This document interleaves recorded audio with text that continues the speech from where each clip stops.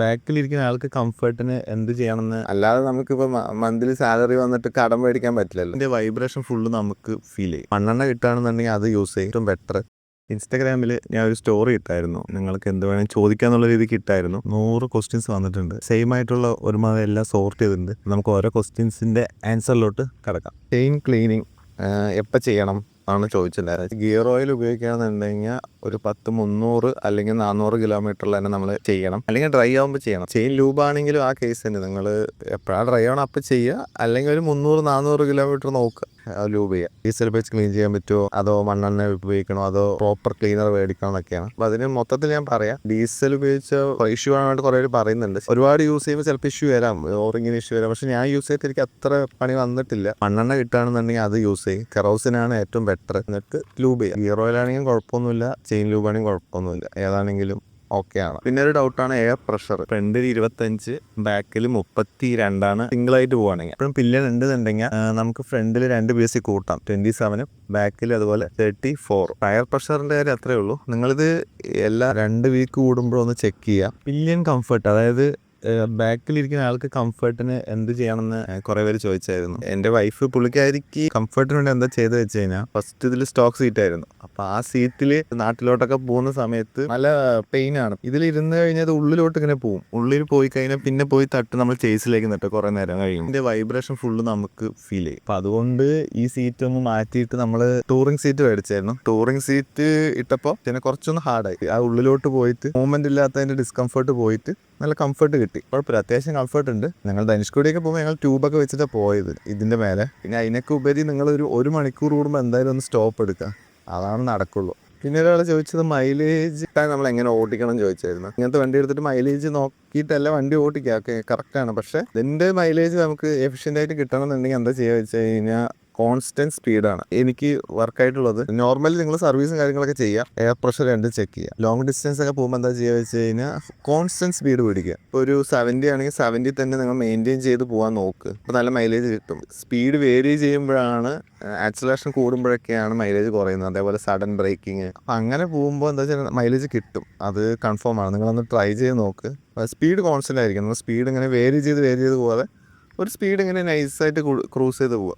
അപ്പോൾ mileage definitely കിട്ടും. നിങ്ങൾ ട്രൈ ഔട്ട് ചെയ്തിട്ട് നിങ്ങൾ പറയും. ഇത് എന്തെങ്കിലും വിയോജിപ്പുണ്ടെങ്കിൽ ജസ്റ്റ് ഒന്ന് കമൻറ്റ് ചെയ്യും, നമുക്കത് നോക്കാം. വേറെ അങ്ങനെ ടിപ്സ് ഉണ്ടെങ്കിൽ. പിന്നെ ചോദിച്ചത് ഫിനാൻഷ്യൽ മാനേജ്മെൻറ്റ് പറഞ്ഞിട്ട് ഒരാൾ ചോദിച്ചിട്ടുണ്ടായിരുന്നു. അത് ഒരു വെറൈറ്റി ചോദ്യമാണ്, ഫിനാൻഷ്യൽ മാനേജ്മെൻറ്റ് എങ്ങനെയാണെന്നുള്ളത്. എനിക്ക് പറയാനുള്ളത് എന്താ വെച്ച് കഴിഞ്ഞാൽ, നോക്ക് ഇതിൻ്റെ എക്സ്പെൻസ് നമുക്ക് മീറ്റ് ചെയ്യാൻ പറ്റുമോ എന്നുള്ളത് ഫസ്റ്റ് ചെക്ക് ചെയ്യണം. അല്ലാതെ നമുക്കിപ്പോൾ മന്ത്ലി സാലറി വന്നിട്ട് കടം മേടിക്കാൻ പറ്റില്ലല്ലോ. അപ്പോൾ അത് മീറ്റ് ചെയ്യണമെന്നുണ്ടെങ്കിൽ കുഴപ്പമൊന്നുമില്ല. നമ്മൾക്ക് ആ ഒരു നമ്മുടെ ചിലവുകളും കാര്യങ്ങളൊക്കെ കഴിഞ്ഞ് ഇത് ഓക്കെ ആണെന്നുണ്ടെങ്കിൽ കുഴപ്പമില്ല. അതായത് പിന്നെ നമ്മൾ സേവ് ചെയ്യണം കുറച്ച് പൈസയൊക്കെ. നമ്മൾക്ക് ഒതുങ്ങുന്നതാണെന്നുണ്ടെങ്കിൽ കുഴപ്പമൊന്നുമില്ല. ഒതുങ്ങാത്ത എടുക്കുമ്പോഴാണ് നമുക്ക് അതിൻ്റെ പണി ചെയ്യാൻ പറ്റാത്ത നമ്മൾ പിന്നെ ചുമ്മാ എടുത്ത് വെക്കുന്നത്. നമ്മുടെ ബഡ്ജറ്റിന് പറ്റുന്ന വണ്ടി എടുത്തതിന് എന്താ ഗുണം എന്താ വെച്ച് കഴിഞ്ഞാൽ, നമുക്കതിനെ മിൻറ്റ് കണ്ടീഷനിൽ കൊണ്ട് നടക്കാൻ പറ്റും. ഇപ്പം ഞാൻ വണ്ടി ഇതെടുക്കണമെങ്കിൽ മുന്നേ എൻ്റെ കയ്യിൽ സ്കൂട്ടറായിരുന്നു, ഹോണ്ടയുടെ. പക്ഷെ അത് മിൻറ്റ് കണ്ടീഷനിൽ ഞാൻ കൊണ്ടുപോയിട്ടുണ്ടായിരുന്നു. വെച്ചാൽ എനിക്ക് അപ്പം അത് വെച്ചിട്ട് എനിക്ക് മെയിൻറ്റെയിൻ ചെയ്യാൻ പറ്റുമായിരുന്നു. അതിൻ്റെ സർവീസും കാര്യങ്ങളും ടയറും ഇതൊക്കെ എനിക്ക് മെയിൻറ്റെയിൻ ചെയ്യാൻ പറ്റുന്നതുകൊണ്ട് അത് അങ്ങനെ പോയി. പക്ഷേ ഇതും ഇപ്പോൾ കുഴപ്പമില്ല, ഇപ്പം ഇങ്ങനെ അഡ്ജസ്റ്റ്മെൻറ്റിൽ പോകുന്നുണ്ട്. പിന്നെ എനിക്കൊരു ടിപ്പ് പറയാനുള്ളതെന്ന് വെച്ചിട്ടുണ്ടെങ്കിൽ, നിങ്ങളൊരു മൾട്ടിപ്പിൾ ഇൻകം സോഴ്സ് കണ്ടുപിടിക്കുക. സ്പെൻഡിങ് ഹാബിറ്റ് നിങ്ങളൊന്ന് ചെക്ക് ചെയ്യുക. നമുക്ക് വേണ്ട സാധനങ്ങളൊന്ന് ഡബിൾ തിങ്ക് ചെയ്തിട്ട് മേടിച്ചാൽ മതി. എന്ത് സാധനമാണെങ്കിലും നന്നായി ആലോചിച്ച് നമുക്ക് പറ്റുമോ നോക്കിയിട്ട് മേടിക്കുക, അത്രയേ ഉള്ളൂ. ഇതിൽ വേറെ കൂടുതൽ നമുക്ക് യൂസ്ഫുൾ ആണെന്നുണ്ടെങ്കിൽ നമുക്ക് അങ്ങനെയെങ്കിലും അത് യൂസ് ചെയ്യാം. ബെസ്റ്റ് ടയർ ചോദിച്ചിട്ടുണ്ട്.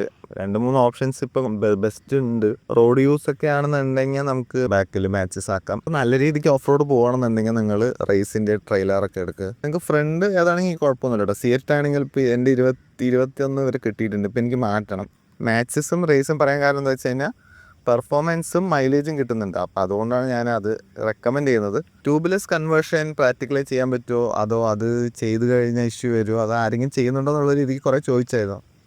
അപ്പോൾ അതും ഞാൻ കുറേ ഇങ്ങനെ കണ്ടത് എന്താ വെച്ച് കഴിഞ്ഞാൽ, നമ്മൾ ഈ വീലിൻ്റെ ഉള്ളിൽ ഈ റിംസിൻ്റെ സെക്ഷനിൽ അവിടെ ഒരു ടേപ്പൊക്കെ ഒട്ടിച്ചിട്ട്, പിന്നെ അതിലെന്തോ ബ്ലോക്ക് ഇട്ട് ടേപ്പ് ഒട്ടിച്ച്, പിന്നെ അങ്ങനെ എന്തൊക്കെയോ സെറ്റപ്പാണ്. അങ്ങനെ ചെയ്തിട്ടൊക്കെയാണ് സെറ്റപ്പ് ചെയ്യുന്നത്.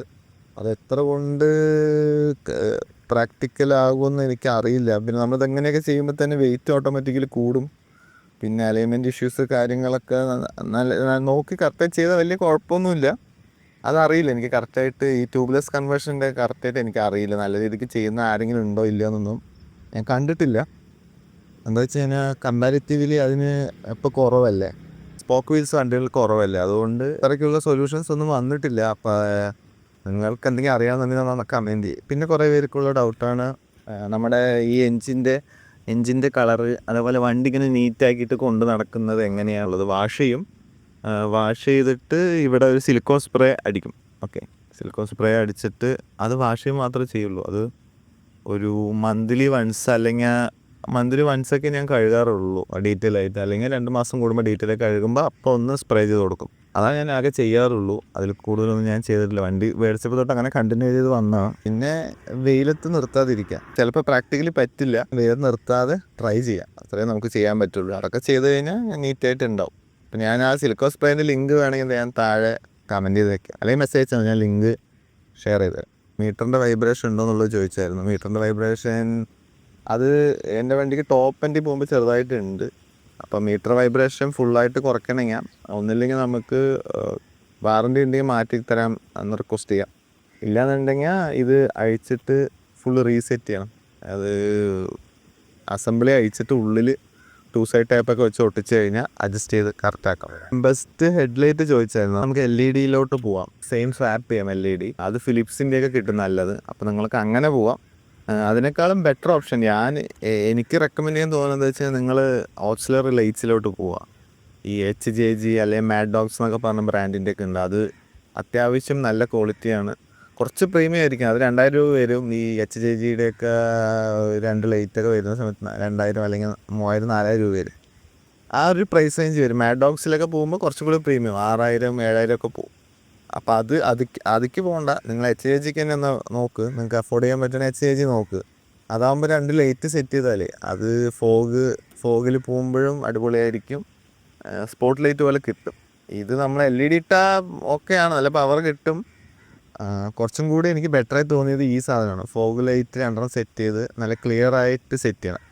നല്ല അവിടെ പോയി സെറ്റ് ചെയ്ത് കഴിഞ്ഞാൽ പിന്നെ ഇഷ്യൂ ഇല്ലല്ലോ, നമുക്ക് സെറ്റപ്പ് അടിപൊളിയാക്കാം.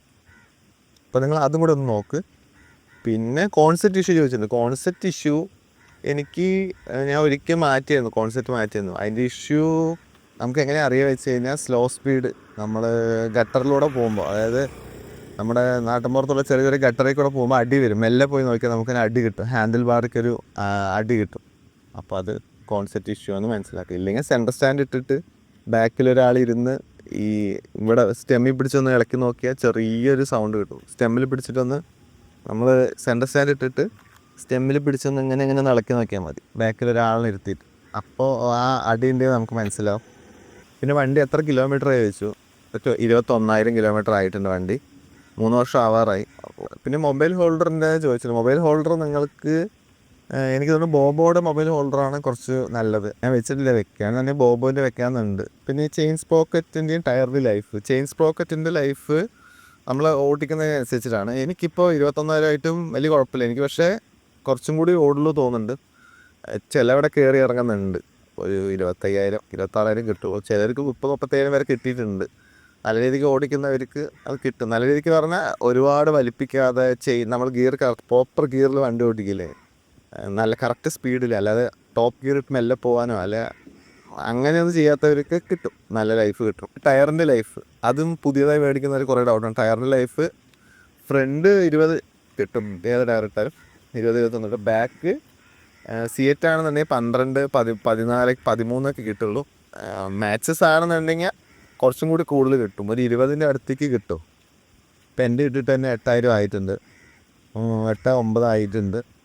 ഇനി കുറച്ചുകൂടെ എന്തായാലും കിട്ടും. ഡ്രീം ബൈക്ക് അതാണ്. അപ്പം എനിക്ക് അങ്ങനെ ലിറ്റർ ക്ലാസ്സുകളൊക്കെ ഓക്കെ, ഒബ്വിയസ്ലി എനിക്ക് ഇഷ്ടമൊക്കെയാണ്. ഡുകാട്ടിയുടെ ഡെസേർട്ടില്ല, അത് എനിക്ക് നല്ല ഇഷ്ടമായിട്ടുണ്ട്. വണ്ടി കാണാൻ നല്ല രസമാണ്. അതേപോലെ എനിക്ക് ആഫ്രിക്ക ഇഷ്ടമാണ്, ഹോണ്ടയുടെ. അതൊക്കെയാണ് ഡ്രീം ബൈക്കുകൾ. ഇത് കൊടുത്തിട്ട് അങ്ങനെയൊക്കെയാണ് ചോദിച്ചിട്ടുണ്ടായിരുന്നത്. ഇതന്നെ ഞാൻ ഫുള്ളായിട്ട് എക്സ്പീരിയൻസ് ചെയ്തിട്ടില്ല. ഇപ്പോഴും ഞാൻ ഇതിൻ്റെ ബിഗിനർ സ്റ്റേജ് പോലെയാണ്. അങ്ങനെ അത്രയ്ക്ക് ഞാൻ ഫുള്ളായിട്ട് ഇതിനെ എക്സ്പ്ലോർ ചെയ്ത് ഓടിച്ചിട്ടില്ല. അപ്പോൾ സ്കൂട്ടേഴ്സൊക്കെ ആകുമ്പോൾ ഞാൻ അതിൻ്റെ പീക്ക് ഓടിച്ച് കഴിഞ്ഞതായിരുന്നു. ഓടിച്ച് പറഞ്ഞാൽ നമ്മൾ അതിൽ ഇനി ഒന്നും ചെയ്യാനില്ല. ഓൾമോസ്റ്റ് ടോപ്പ് എൻഡ് കാര്യങ്ങളെല്ലാം ഓടിച്ചു. അപ്പോൾ അതുപോലെ ഇത് ഞാൻ അങ്ങനെ ഓടിച്ചിട്ടില്ല, ഫുള്ളായി എക്സ്പ്ലോർ ചെയ്തിട്ടില്ല. ഇതിൻ്റെ ഒരു കുറച്ച് 40-50% ഓടിച്ചിട്ടുള്ളൂ. ഇനിയും ഇതിൻ്റെ കുറേ കാര്യങ്ങളൊന്നും ഞാൻ ഓഫ് റോഡൊന്നും നേരെ ഓടിച്ച് നോക്കിയിട്ടില്ല. ടൂറിങ് ആണെങ്കിലും ഞാൻ അങ്ങനെ പുഷ് ചെയ്തിട്ടുണ്ട്. പക്ഷേ എനിക്ക് ഇനിയും കുറച്ചും കൂടി ഇനിയും ഇതിൽ എക്സ്പ്ലോർ ചെയ്യാനുള്ള പോലെ തോന്നുന്നുണ്ട്. മടുപ്പ് ഫീൽ ചെയ്തിട്ടില്ല. അപ്പോൾ എങ്ങനെയാണ് കൊടുക്കുക? പിന്നെ അല്ലാണ്ട് കൊടുക്കാതെ എനിക്കങ്ങനെ തോന്നണമൊന്നുമില്ല. പഴയൊരു CBR എടുക്കണമെന്നുണ്ട്. അതൊക്കെയൊക്കെയാണ് ഡ്രീം ബൈക്കുകൾ. പിന്നെ ഇതിൽ ചോദ്യത്തിൽ ഏറ്റവും ഇൻട്രസ്റ്റിംഗ് ചോദ്യം, വണ്ടിയില്ലാത്ത ഞാൻ എന്ത് ചോദിക്കാനാണെന്ന് അടുത്തും ചോദിച്ചിട്ടുണ്ട്.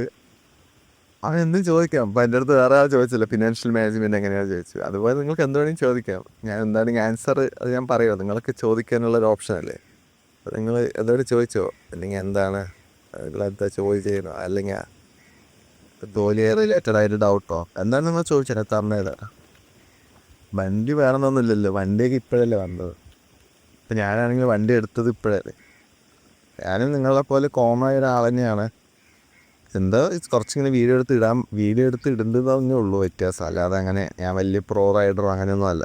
പിന്നെ ഹീറ്റിംഗ് ഇഷ്യൂ, അത് എനിക്ക് കുറച്ച് ഇടയ്ക്ക് മെസ്സേജും വരും. അങ്ങനെ ഒരാൾ ചോദിച്ചും ചെയ്തു, ഹീറ്റിംഗ് ഇഷ്യൂ റണ്ണിങ്ങിൽ നിങ്ങൾക്കിത് അറിയില്ല.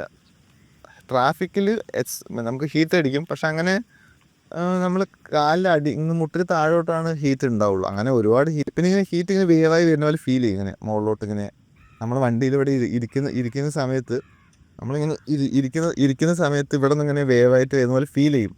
പക്ഷേ അത് കുഴപ്പമില്ല, അങ്ങനെ അത്രയ്ക്ക് നമുക്ക് അങ്ങനെ അരോചകമൊന്നുമല്ല. നമ്മൾ വണ്ടി ഓടുമ്പോൾ അത് അങ്ങനെ പെക്കോളും. പിന്നെ വണ്ടി ഹീറ്റാവും, അത് നിങ്ങൾ പേടിക്കേണ്ട ആവശ്യമൊന്നുമില്ല. ഒന്നാമത് ഇത് സിംഗിൾ സിലിണ്ടർ എയർ കൂൾഡ് എഞ്ചിനല്ലേ, അപ്പോൾ കാറ്റടിച്ചാൽ തടുപ്പ് പോകും.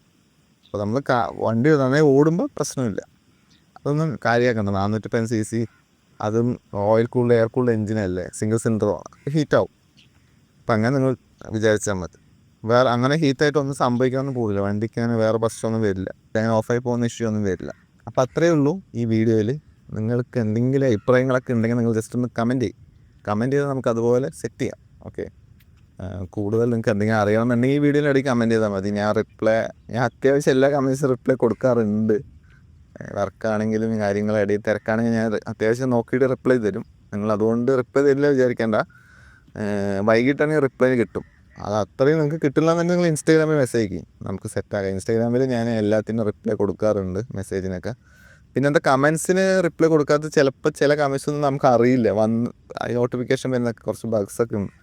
അപ്പോൾ എല്ലാ കമൻസും നമുക്ക് കാണില്ല. പിന്നെ ഞാൻ വീഡിയോ എടുത്ത് നോക്കേണ്ടി വരും. അങ്ങനെ ഞാൻ ഇടയ്ക്ക് നോക്കുമ്പോൾ കമൻറ്റ് ചെയ്യാറുണ്ട്. അപ്പോൾ നിങ്ങൾ അതൊന്ന് നോക്കിയിട്ട് സെറ്റ് ചെയ്യും.